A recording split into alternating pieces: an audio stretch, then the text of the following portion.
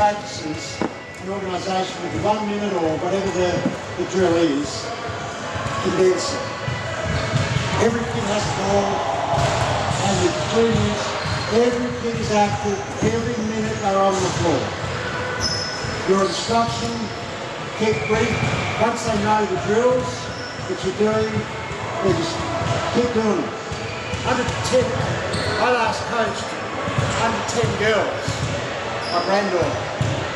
I didn't let them stop kicking the ball the whole practice. They had to dribble the ball the whole, even I was talking.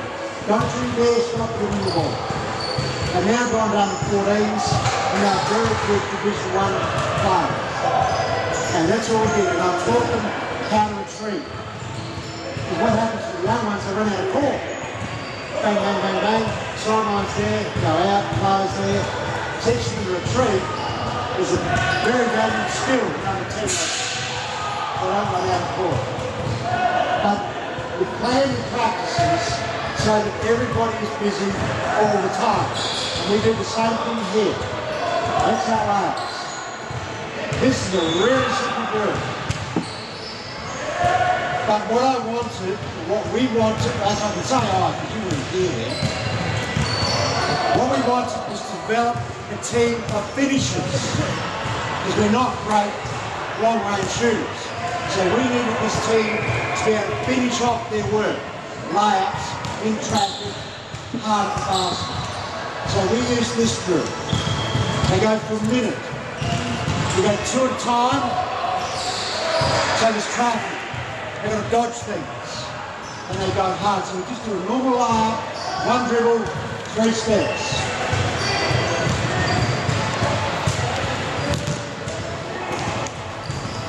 Dribble out with your left, turn, go. Really simple drill. Then we do the reverse layup. Under 12s can do this. Under 12s, really valuable. These girls cried to me in the game and they said, oh, I did a reverse layup last night. Never done one in their life. And they've been playing for a long time. So we do reverse layups. How many, excuse me, sorry. How many girls at once did you have? How many girls at a time? Just 2. So we have another 2. So 4 at each basket. So they work for a minute, rest for a minute, work for a minute, rest for a minute. That's the formula we generally use. With skipping, they might only get 30 seconds break in some drills. This one they need a minute if they do it properly. Then we do power move with an air dribble for the younger ones, a bit of an air dribble to be able to get there. We want the jump stop. So this is finishing with control. Rosie here was an out of control freak. She's like a kamikaze. She goes at the basket. So Rosie, sometimes you're going to have control. Jump stop, then you can move, you can change, you can step, you can do different things. Then if the kids are better, you can then do it behind the back. You can add sophistication depending on, but I'm quite happy to do these with the Premier League women. More than happy, because we get good results on that. Now while they are doing that, we've got groups in the middle of the floor. They might be doing defensive slide. We do the X-out defensive slide drill. So it's a closeout drill, it's a defensive slide. Now, when you defensive slide, teach your kids 3 is good enough. 3 slides. Bang, bang, bang. Doing a drill, having them slide half the court is a waste of time. In a game, if you don't get more than 3 chances to stop the player, then you've got to run, because you've either got past you or you've got the ball. So 3 slides, that's what we want them to do. They don't have to go the whole way. Oh, come on, show us again. I love that. They don't have to slide all the way, as long as they get 3 slides. Then if you're in the back court guarding somebody, then you've kind of done your job. Okay, with those, we recorded these for we did this for 3 months. 1 foot layer, the first one.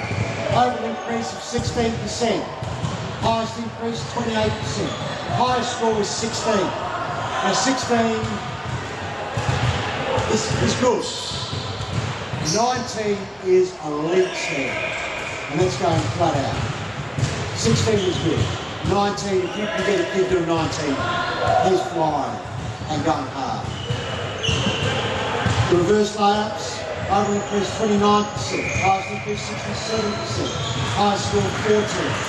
So you get to know your stats, you get to know whether the kid, and you find out whether the kid's actually trying. We can't hide. The numbers don't lie. So if you've got something the kid that's not putting out, there's the evidence. If they're not improving and they've got the technique down, then they're not putting out. So you've got to put them under the spotlight. But if they do get these numbers, you can then say to mum and dad, oh, okay, mate, skipping helps everything, conditioning. Okay, he might be really great things and last, but when he knows that, we find in the game, he's a better finisher. He'll finish better for you. And that's fantastic. Now, Carly, you warmed up.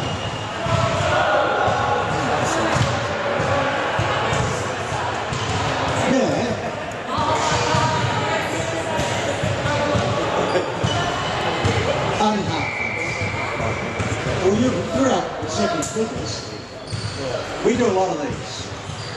Well, kind of. The boys keep telling me it's old-fashioned.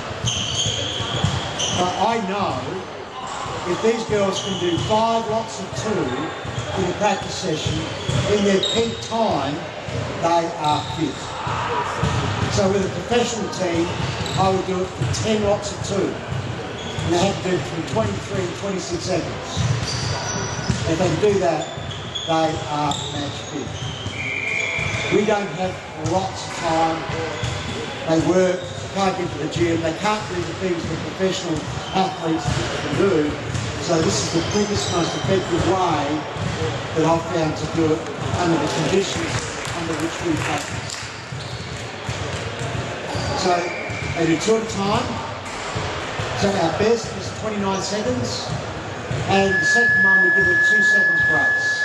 And if they don't do it in that time, then they do it again until they get that time. So they do go out really quick. They call them suicides. Now, who ran them on the weekend trials? We did. I thought it was really interesting. Under 16 ratings, under 18 boys. They flew down the first one. They run through that 26 seconds. Second one, 36. Not fit. Not match fit. These kids are not match fit.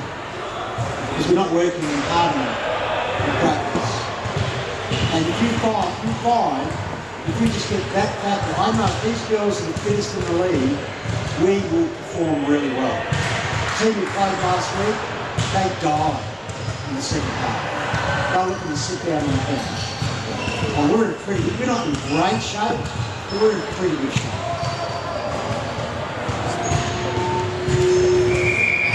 So while some are doing that, maybe just we might just pick a section of line to do a defensive slide.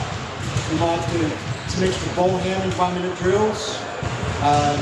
We might do a passing drill for the young ones, a passing and a pivot drill with pairs for a minute or 30 seconds.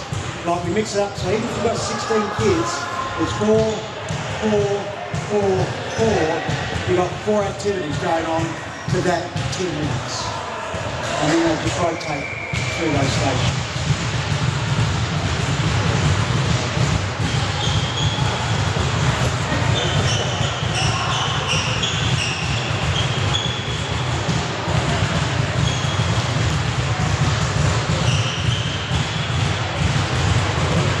Right, it's been long.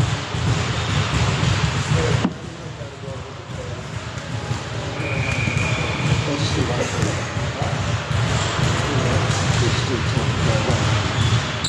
No, just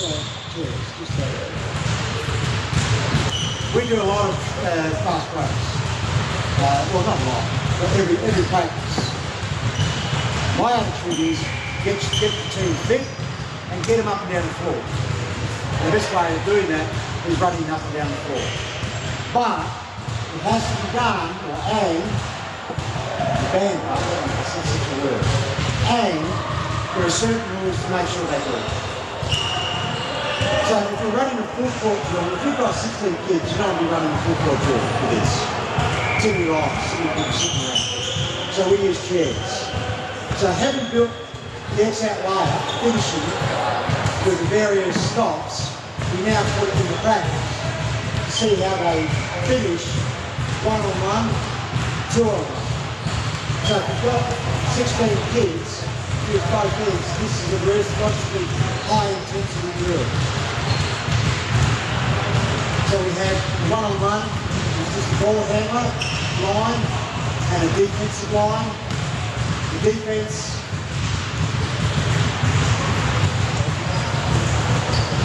goes around the middle chair, and the ball handler goes inside. So if you've done your X-out layups, you've done your power move, you've done your layup finishes, your variations, this is a test to see if you've been effective, to see how they finish off hard and with control.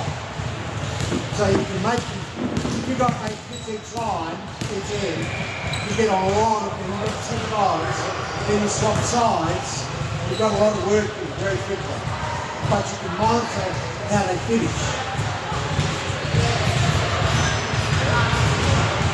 Inside, Rosie.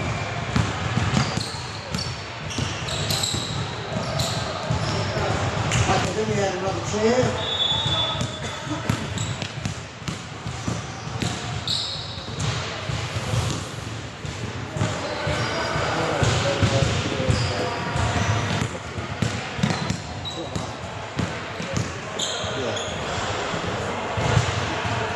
So we run a full court drill because we only have maybe a dozen players. With a full court drill, the rule is the receiver cannot move until the ball has been secured by the rebounder. And they have to sprint to the foul line, and then they do their crossover, and the trailer must make the sideline. And we have to dance about this. If they don't make the sideline, we go to the baseline. And they prefer to be on the sideline and the baseline. Trust me. The reason we make the sideline is there's your angle of attack. You watch people do 2-on-1 drill, and this is where they head to the wall. So we say the sideline, there's your line of attack. That's where you go. When you do that drill with those sorts of rules, man, they have to work really hard. The same with the 3-on drill. Get your angles of attack worked out. Then you start heading to the wall with the shoulder. Get off the wall.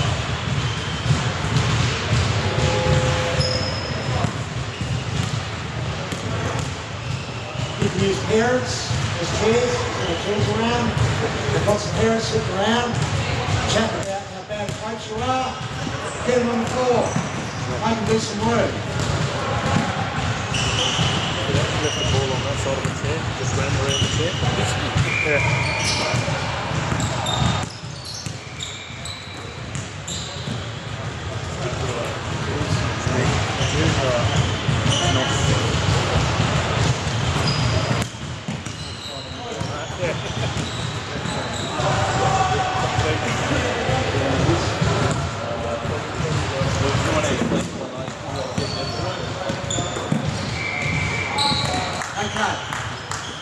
Now, many years ago, I learned that the next drill can be highly effective if it's run correctly. If it's run poorly, it's devastatingly ineffective. We run 5-on-0.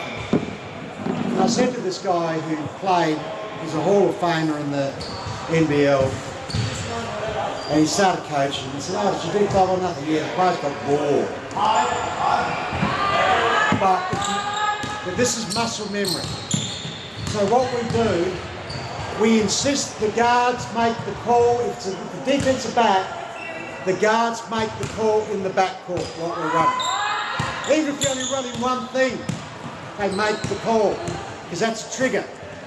That's a trigger for everybody else to start leading and doing their things. Okay? On the blue. Green. Oh, green. I was testing him.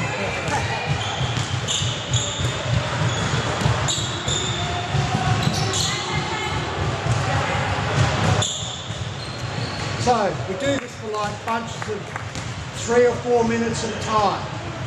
Muscle memory. Now, if that girl has made, if the point guard has made the call, and that forward has got a finger up her nose, watching, go to the baseline. They learn really quickly to do that at game pace, high intensity. When we started, I'd added a few extra things. Run a flex. Sorry.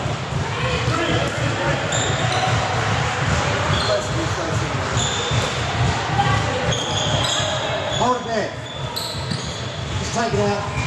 I'll get to Rosie. Rosie. Same place. We're going to run flex from here. So when we start running flex, most of our stuff is different entries into flex. So when we run that cross-ball pass, Rosie, when we started, the rule was Rosie had to touch the baseline. And we run the screen, try and get the timing right. She didn't do that, go to the baseline.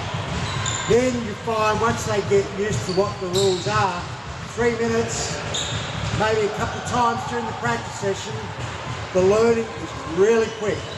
It's accelerating. And then it becomes effective because then you start getting the team thing up.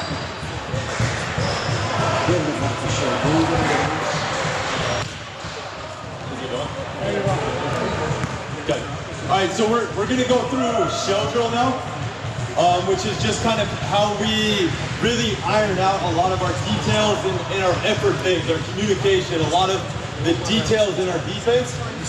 And so just 4-on-4, but really what it starts with is our identity. So Coach Mike talked about our identity in that identity document. It's all a bunch of effort things. But that means we have to have practical ways as coaches that we're really enforcing those effort things. So it's something that we do in our Premier League, as we have things called warrior points. It's just all about us as a team having an identity that buys into hustle, not do we make a bunch of threes or things that really they might happen one game or another. We can control hustle on a game-to-game basis. So as a coaching staff, we track every game, and then we emphasize every practice, every drill, a set of things that we're going to be emphasizing in shell drill, just like everything else. So the list of things that we emphasize that are hustle plays and just part of our identity are deflections, loose balls, being first to the floor, taking a charge, those are worth 2, everything else is worth 1. Guarding drives, so we just want to not get beat off the dribble. We get -1 if the person you're guarding turns the corner against you. It's -1.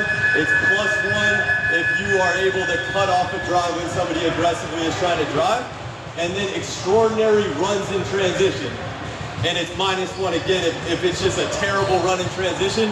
We can't get stops if we don't get back. And now it's 0.1 of our identity. So those things are things we watch film as coaches and give them tallies. But the more important part of that and having those stats that we track in games is that in a drill like this, we emphasize it. So you might not have time to watch the film and tally and stat all of this, but you need a list of things that you value on a hustle level that you can emphasize when you go into shell drill and do defensive things. All right, so you guys want to get out of there? Okay, so shell drill, we're just 4-on-4 to start. So 4 on offense, just 4 on spacing, and then 4 defenders on the inside. We'll start and we just advance through different actions that we want to be able to guard. So you're going to get in games and you're going to have to guard a lot of different actions. We'll start by just getting the details of the ball moves and what spacing do we get to? What do we say? A lot of kids, especially at the younger levels, they've been told by all their basketball coaches, talk on D, talk on D. They don't know what to say. you have to tell them what to say, right? So we are pack line, and that means if I'm one gap over, which these are things that you're gonna have to define for your players, it's gap left or gap right. If you're 2 gaps over, you're deep all the way to the help line and you're yelling help. And then if you're on ball, you're yelling ball. Okay? And then as they move, we have other things that we tell them to say so that communication is consistent and meaningful. All right, so this first one, just swing it all the way down, swing it back, and then it's on. Back up, lean back. And swing it all the way down. And now it's on. So, just the ball swing, they're getting to their gaps, they're talking how we want them to talk, and then when it gets back around to the front side, then it's live. And that's how we do a lot of things in show drill. Yeah, bro. That's how we do a lot of things in show drill is we'll have a non-live phase and then a live phase. You can have one team go, and then the other team go, whoever had a better defensive possession. That doesn't necessarily mean to stop, just a better defensive possession, they get the point. But keep in mind, you're trying to get the spacing in this. All right, so just hold for 1 second. You're trying to get the spacing issues in your defense as the ball is swinging. And so in the non-live phase, just the ball is swinging, that's what you're paying attention to. If a defense doesn't do well enough in that, then you just kick them off, they lose that point. All right, you say, no, not good enough, next team on defense, and we're going again. All right, so sometimes you have to, especially early on in show drill, you have to push your teams to a level of expectations that's very high. No, you're not talking, get off. We just told you what to say. The expectation is clear what you're doing. You're in a stance, you're jumping to spots. If you're not doing it, you lose, next team's on. All right, but don't let it just be dead effort consistently through it. Push them to a place where they're really going hard. So now we're gonna go to actions. So swing it, go dribble handoff. Go dribble handoff. So swing across the top, dribble handoff to the wing, swing across the top. On the 3rd dribble handoff, go live. So we switch dribble handoffs. So this would be the next thing we go to. It's just, they're gonna talk and switch. We're swinging, we're skilling gaps, it's building. So we're skilling gaps, doing the same things we were doing, but now we're talking, that was the 3rd one, so now we're live.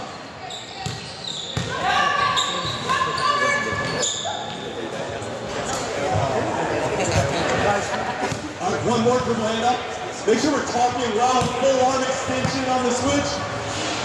In gap.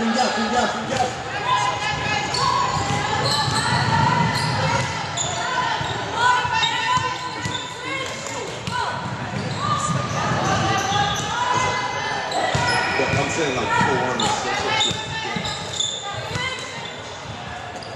So you can see there, we talked about communication keys. In the switching, whether any type of switching, but we switch the dribble handoffs. You can see it's not even just the verbal keys that you give your players. I was telling them, make sure we have full arm extension on yelling switch as well. So it's not just saying switch. It's switch, and you're waving your teammate over. All those verbal keys, when it gets loud and noisy, always help the communication. All right, next one. Let's go pass straight away. Pass straight away.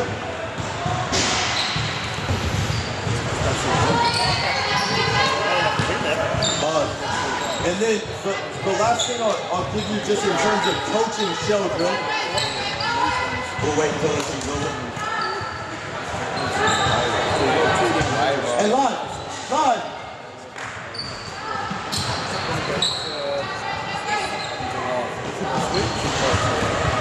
All right, so the last thing, in terms of really any drill, but show drill is a really key one in this regard. You guys can hold up for 1 second, Sherry. Is, as a coach, just keep in mind there's 2 phases of coaching in practice.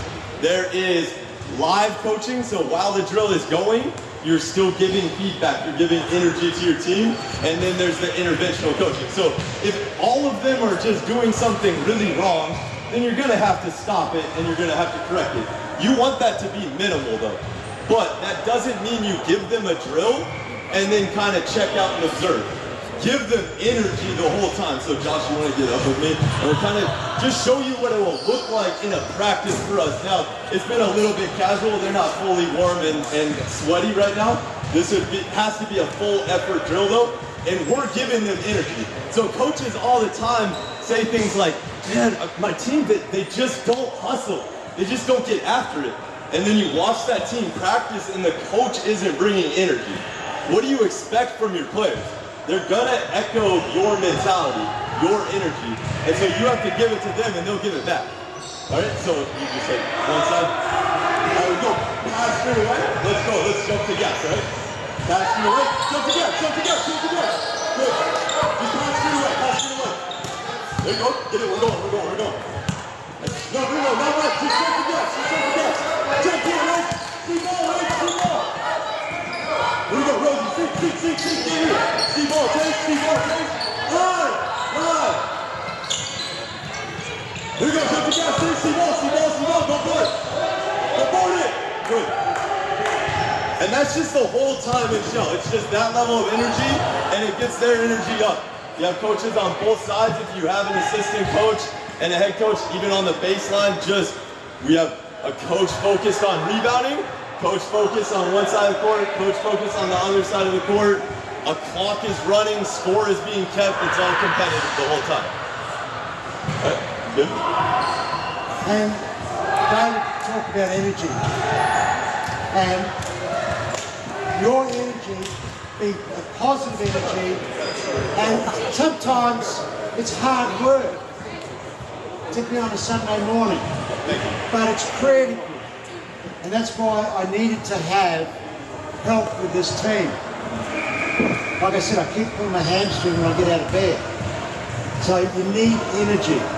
You might have a parent that can help out with things, but you have to, if you put in, you get it back in spades. And be consistent. It's like when you're a parent, you know the rule. You say something, you don't follow through, your credibility is shot. So you have to follow through and give a lot of energy what you've got for your team. I'll just talk about analytics for a while. This is a word that has changed in the last 50 years. And the amount of information that's out there is incredible. I dumb it down. So you go back to Woodville. Now you look at analytics, David and Josh are just all over this. I can't even do an Excel spreadsheet. Right now, I can do Google Docs, I can write a letter, but the analytics.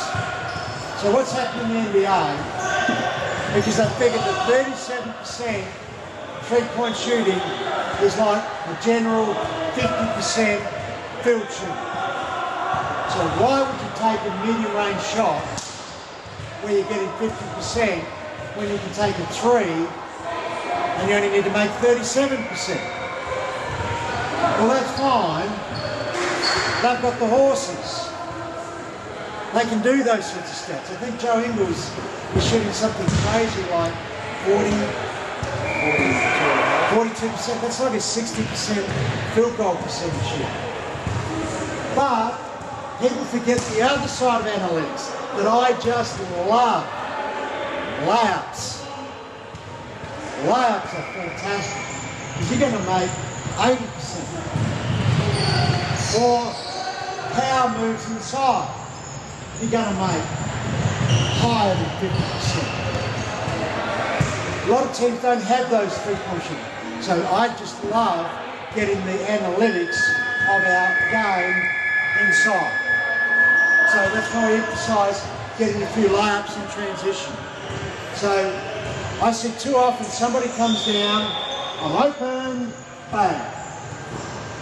Now, not too many, and it's 8 seconds in, for crying out loud. It's 8 seconds in, and he's launched a shot. And if he's better than 30% shooter, we'll still hold your powder. Because part of this is you still must make the other team play defense. You still have to give your team time to get their rhythm. So the shot is not a shock to me or the other players. It's in the sequence, it's in the flow. We averaged our first game possession of 14 and a half seconds. Too quick. Typically, I'm not talking about fast breaks and all that. But I'm talking about when the team is back, it's probably more likely 16 to 18 second possessions. It's more like we've then thrown it around, we've got 4 or 5 passes, we've dumped it inside, we've got it back, bingo, we're open.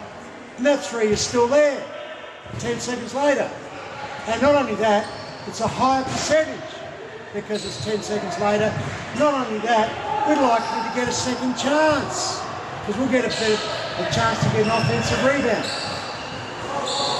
So when you look at analytics, look at both sides of the equation, please. And don't just let your kids walk down an open shoot. It's a team game, right? We say it every practice, it's a team game. Get your team into a rhythm. And I've had this with Josh when we started, about the layups and the shuffle cut, the old UCLA cut, is almost dead. Hardly anybody uses it. But I figure at these junior levels, but I don't know how to defend it, so why not use it? Layup, layup, layup. Then your 3 comes 4 passes later.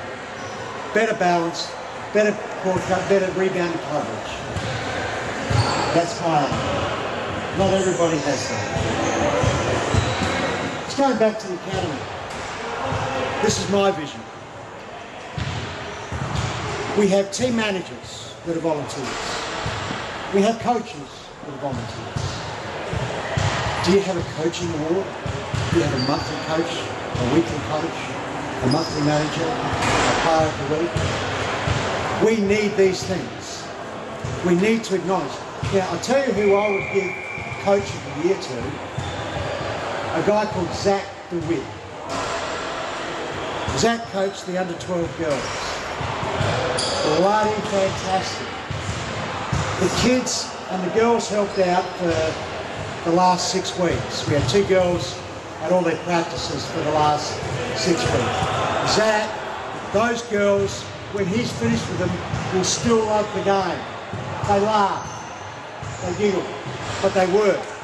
Facebook, here's your coach, here's a $50 voucher, go to the pub and have a meal. We need that sort of recognition for our managers and coaches. You're all putting in your time, all your effort for the love of the game. Or maybe you're a parent. Or maybe a parent will become a coach. So when we get the group together, we've got to kind of do a sponsorship blitz. I need $1,500 sponsor to cover the coaches. I probably need $1,000 to cover the managers. If you do your testing, we might suddenly decide when the academy gets together, we'll have a testing day. Open this area, have 100 kids on this floor. Pound, pound, pound. Layouts, whatever. So we need to get sponsors to fulfill the things that we need to do as coaches and as an academy. So, if you're interested in what the academy's doing, if you want me and us to come and talk and work with your group, register your interest. I think we've got a sheet there. And what I'll do, I've worked with the under 12 girls, I've worked with the under 16 girls, I've watched Josh and Rocky work with the under 18 boys and figured they've got it under control. I've worked 1 or 2 sessions with under 16s. So, but now we've launched the academy. I'm available to every coach in the club. I can't get to everyone straight away, so it'll be, if you ask me, you're first on the list. And we'll work from there. I'll work out, I meet a lot of new people, who you are, what group you've got, and we'll work together on a couple of practice sessions. And at times, if we've got girls teams, we have senior women, maybe senior men come out. And if you have to come to an academy event and your team's practicing, we'll fill it. We'll get some guest coaches there to fill it up. Thank you.